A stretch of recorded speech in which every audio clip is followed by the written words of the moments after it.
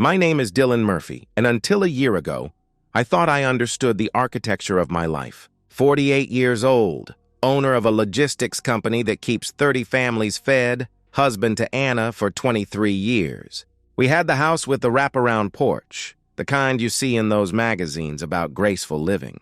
Lauren was finishing her master's degree. Ben had just started his first real job. Everything felt solid, like concrete that had properly cured. I remember the exact moment I first felt the foundation shift. Anna came home 40 minutes late from what she called a quick grocery run. No groceries.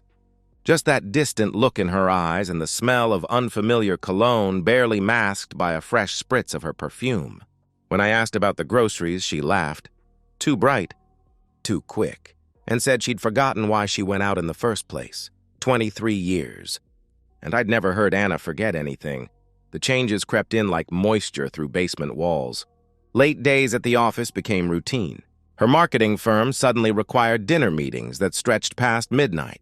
She started taking her phone into the bathroom, leaving it face down on every surface, jumping slightly when it buzzed. Small things, the kind of things a trusting husband explains away. I tried to blame myself. Maybe I'd gotten comfortable, predictable. Every morning, same coffee, same kiss on her cheek, same drive safe as she left for work. Every evening, same spot on the couch, same questions about her day, same comfortable silence as we scrolled through our phones. Comfort had become complacency, I told myself. This distance was my fault, but then came the Tuesday when she said she had a team meeting until 9. I'd driven past her office building at 7:30. Every window dark, parking lot empty except for the security guard's truck. When she came home at 9:15, she described the meeting in detail. Janet's stupid PowerPoint, Tom's jokes, the cold pizza they'd ordered. Such specific lies.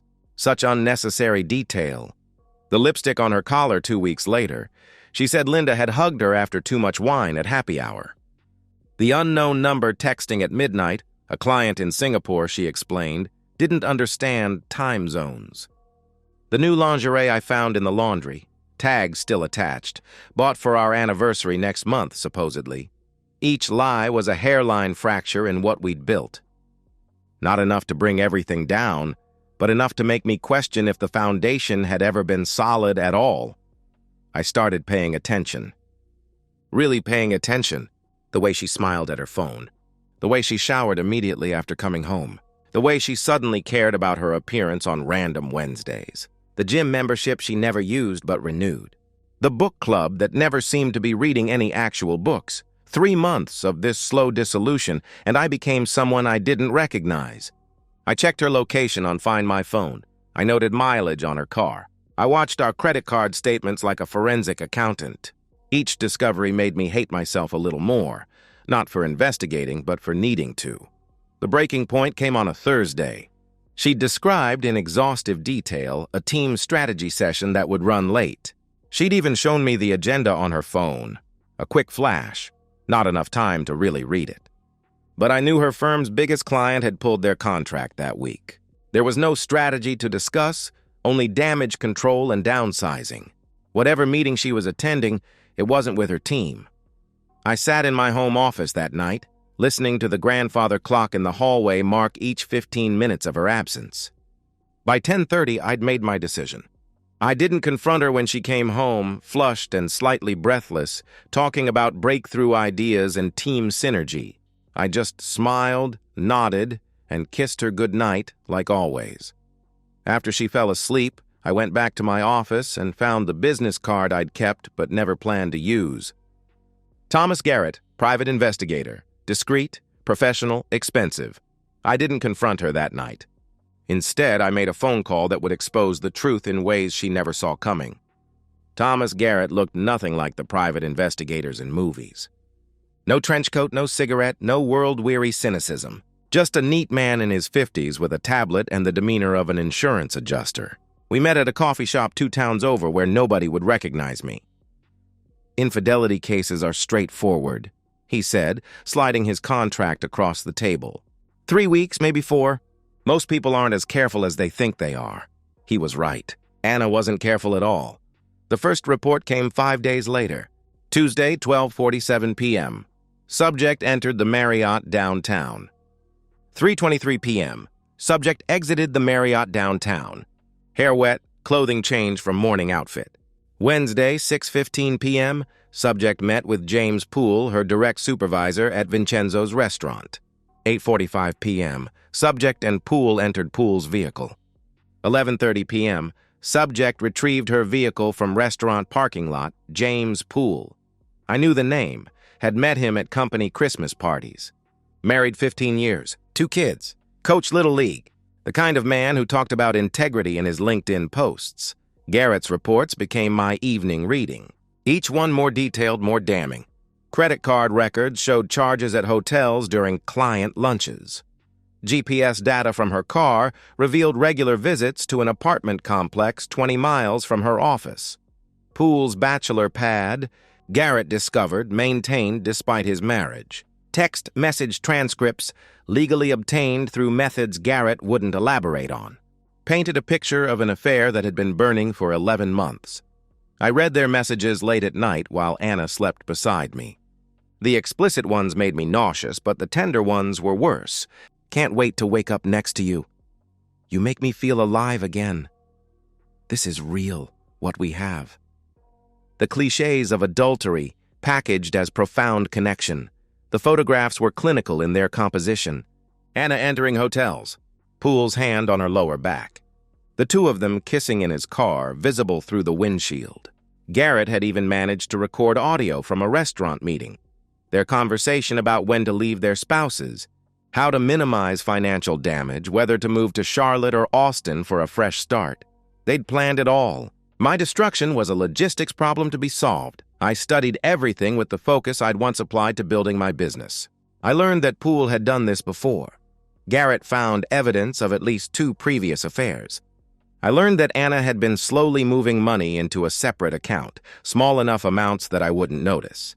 I learned that she'd been poisoning the well with her friends, painting me as distant, cold, uninvolved. The evidence filled 3 binders: hotel receipts, phone records, bank statements, photographs, audio files transferred to USB drives, email chains discussing their future together, a comprehensive archive of betrayal organized with tabs and timestamps. But I didn't stop at documenting their affair. I researched them both like a prosecutor building a case. Claire Poole, James's wife, a pediatric nurse, devoted mother, active in her church. Anna's parents, Richard and Dorothy, traditional people who'd raised their daughter to value family above all else.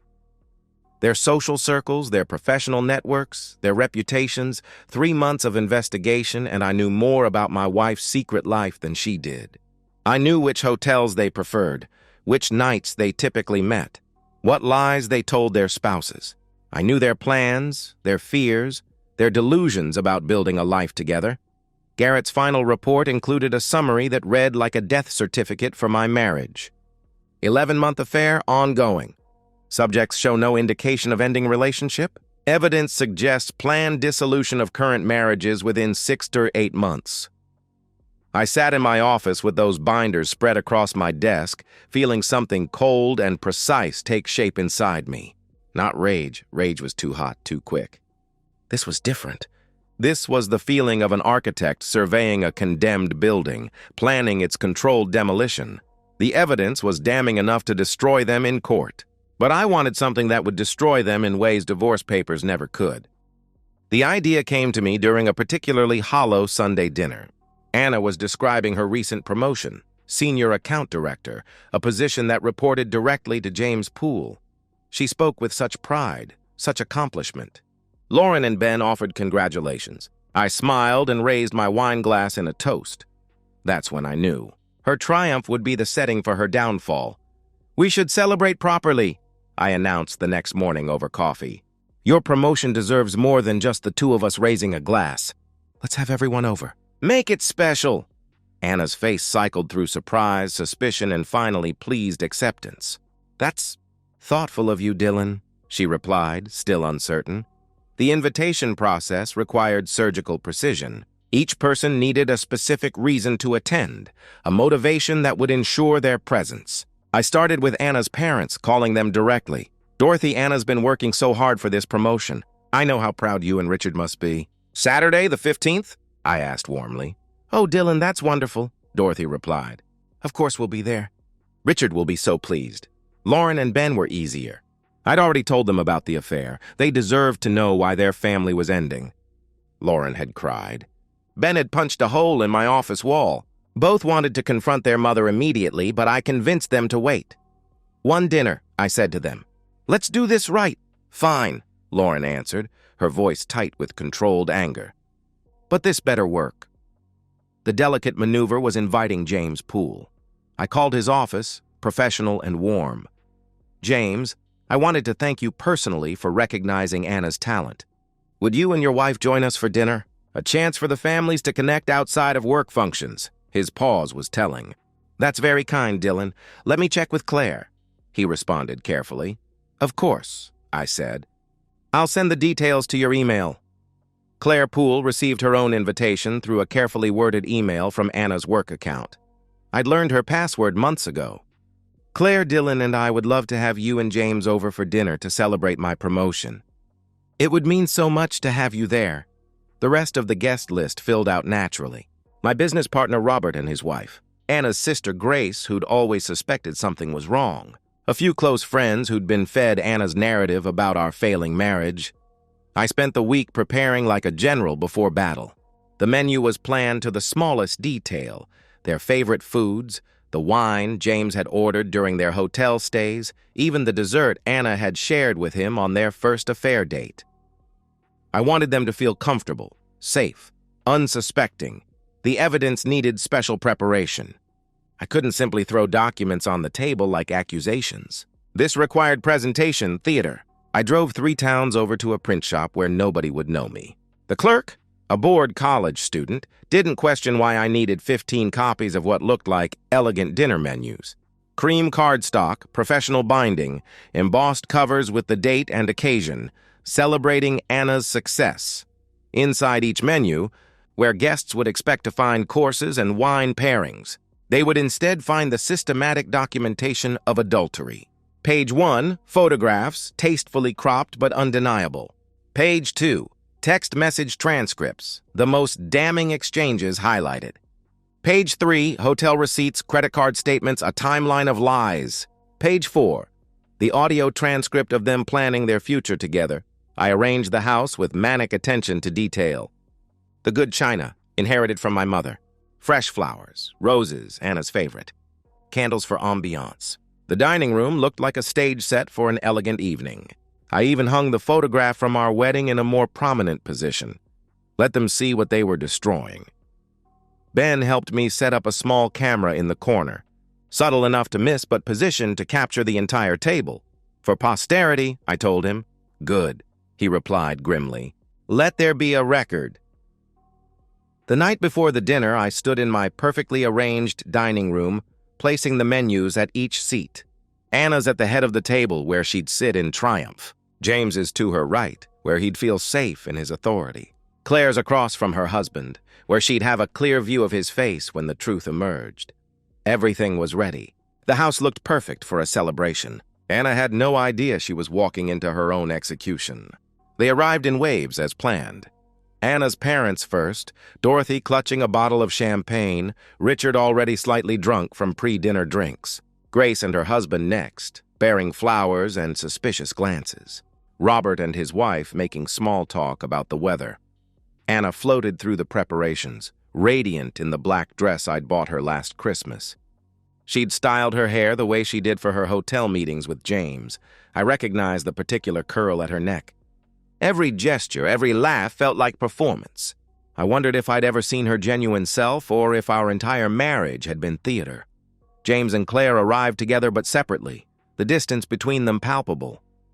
Claire looked tired, older than her 40 years, wearing the expression of a woman who'd learned not to ask questions. James carried himself with the casual arrogance of a man who'd never faced consequences.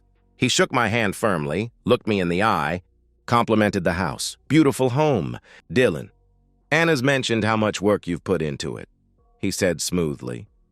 23 years of work, I replied, holding his gaze. You'd be amazed what can happen to a foundation over time. I'm sure, he responded, missing the implication entirely. We gathered in the living room for drinks. I played the gracious host, refilling glasses, steering conversation toward Anna's success. She glowed under the attention, describing her new responsibilities, the accounts she'd manage. James occasionally added professional context, careful not to seem too familiar. They'd practiced this dance. Lauren watched them with barely concealed disgust. Ben kept his face neutral, but his knuckles were white around his beer bottle. They knew what was coming. The rest remained oblivious, caught up in the pleasant fiction of a successful couple celebrating a milestone. "Shall we move to the dining room?" I announced after sufficient small talk. "About time," Richard said jovially. "I'm starving." Everyone found their assigned seats, admiring the table setting. Anna's mother gushed about the flowers. Robert commented on the wine selection. James pulled out Claire's chair with practiced courtesy that felt hollow, knowing where his hands had been that afternoon. I remained standing as they settled. "Before we begin, I want to say something." The room quieted. Anna looked up at me with an expression I couldn't read. Anticipation? Concern? Fear? 23 years ago, Anna and I stood before many of you and made vows. To love, honor, and cherish. To be faithful in good times and bad. I paused, meeting each person's eyes. Tonight, we're here to celebrate Anna's promotion. But more than that, we're here to witness the power of truth. I picked up the first menu from the stack I'd kept beside my chair. I prepared something special for tonight. A documentation of success, you might say. The menus distributed quickly. I placed each one deliberately, watching faces change as covers opened. Anna's confident smile froze, cracked, crumbled. James went pale, his hands trembling as he turned pages. Claire's gasp cut through the room like breaking glass. "What is this?" Dorothy asked sharply, her voice rising with confusion, then horror as she absorbed the photographs of her daughter entering hotels, kissing another woman's husband. "The truth," I answered simply. Anna tried to stand, but her legs wouldn't support her. "Dylan, this isn't... You don't understand," she stammered desperately. "Page 12, I directed calmly. The audio transcript from Vincenzo's February 15th. You'll find the part where you describe our marriage as a convenient prison, particularly illuminating." James found his voice, aiming for authority. "This is illegal." "You can't," he began forcefully. "Page 18, I interrupted. Your email to Anna about hiding assets from Claire. Your attorney might find that interesting, Claire. I have copies for him." Claire wasn't crying. She sat perfectly still, reading with the focus of someone defusing a bomb. When she reached the section about James's previous affairs, yes, I'd included those too, she looked at her husband with an expression I'll never forget. "Not surprise, recognition." "I knew it," she said quietly. "I always knew." Richard, Anna's father, stood so abruptly his chair fell backward. 23 years. "We taught you better than this. We taught you about honor," he said to his daughter, voice breaking. "Daddy, please," Anna begged. "Don't," Dorothy cut her off, voice cold as January. "Don't you dare ask for understanding." "Not after this," Grace read aloud, her voice cutting. "Can't wait to leave Dylan. He's so pathetic thinking we're working on our marriage." She looked at her sister. "You wrote this 3 days after you and Dylan went to counseling." "It wasn't like that," Anna protested weakly. "Then what was it like?" Grace demanded. The room erupted. Accusations, denials, evidence read aloud like testimony. Anna tried explaining, minimizing, deflecting. James attempted damage control, then retreat. Finally, silence. Claire gathered her dignity and her purse, pausing only to address James. "I'll be at my sister's with the children." "Don't follow," she stated flatly.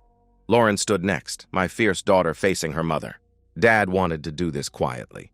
"Ben and I convinced him you deserved this. You deserve to have everyone know exactly what you are," she declared. "Lauren, honey, you don't understand," Anna pleaded. "I understand perfectly," Lauren replied coldly. "You're a liar and a cheat." The exodus was swift after that. Anna's parents left without looking at her. Grace hugged me on her way out. Robert shook my hand, murmured something about courage. Soon, only Anna, James, and I remained in the dining room that still smelled of roses and betrayal. "The divorce papers are in the kitchen." I told Anna.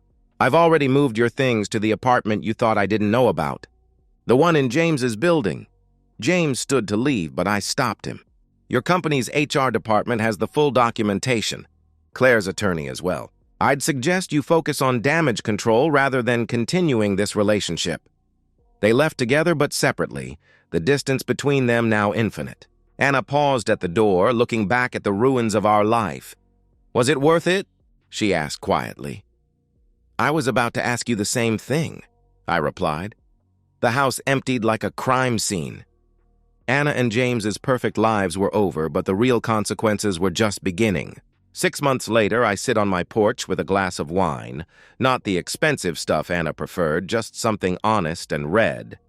The evening is quiet in a way that feels earned rather than empty. The aftermath unfolded with predictable devastation. James lost his position after the HR investigation revealed not just the affair with Anna, but the pattern of previous relationships with subordinates. Claire took the children to Portland, where her sister lived. The divorce settlement left him with debt and a reputation that preceded him to every job interview. Anna's fall was quieter but deeper. Her parents maintained their silence. Dorothy had told Grace it was like their daughter had died. The promotion evaporated along with James's position. She found work eventually, at a small firm 2 hours away where nobody knew her story. The apartment in James's building became a monument to poor choices. They'd tried continuing for exactly 3 weeks before the weight of mutual destruction proved unbearable. She drove by the house once, 2 months ago. I watched from the window as she sat in her car, engine running, staring at the porch where we'd once planned our retirement. She looked smaller somehow, diminished by the weight of consequences. After 10 minutes, she drove away. She hasn't returned. Lauren visits weekly, bringing takeout and honest conversation. She's processing it all in therapy, learning to separate her father's actions from her mother's choices. Ben comes by on weekends and we work on the house in companionable silence. He told me once that he respected how I'd handled it. Not the revenge itself, but the refusal to let lies stand as truth. Robert still asks if I regret the dinner party. Could I have handled it privately, with lawyers and mediators and civilized dissolution? Perhaps. But betrayal isn't civilized. It's a violence done in shadows, and sometimes shadows need light, no matter how harsh. I don't celebrate their destruction. There's no satisfaction in watching lives implode, even when those lives were built on the wreckage of others. But there is something clean about truth, even when it burns. Every supporting structure of their affair, the lies to spouses, the workplace dynamic, the social acceptance, the financial planning, all of it needed to be destroyed simultaneously. Otherwise, like cancer, it would have found a way to survive, to metastasize, to spread its poison to other lives. The cruelest thing about betrayal isn't the pain it causes, but how it murders possibility. Every tender moment becomes suspect. Every shared laugh feels rehearsed. Every "I love you" echoes with the question, but did you ever? Anna didn't just cheat on our marriage. She poisoned every memory of it. My revenge wasn't about cruelty. It was surgery, cutting out something malignant before it could spread further. I broke something that was already broken, just made the fractures visible to everyone who mattered. I take another sip of wine and watch the sun set behind the oak trees we planted in our 5th year of marriage. They've grown tall and strong, their roots deep enough to weather any storm. The foundation of this house, despite everything, remains solid. I had it inspected last month. No cracks, no water damage, no structural concerns. Some things, it turns out, are exactly as solid as they appear. The truth doesn't make them stronger, but it doesn't break them either.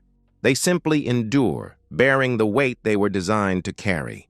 There's no happiness in this ending, just the dull, satisfying ache of a job done. Necessary, inevitable, complete. Tomorrow I'll wake up in a house built on truth rather than comfortable lies. That's not everything, but it's enough. It has to be. And so, we've reached the end of today's story. Was it what you expected, or did it take a twist you didn't see coming? I'm curious to hear your thoughts. Share them in the comments below, and let's get a conversation going.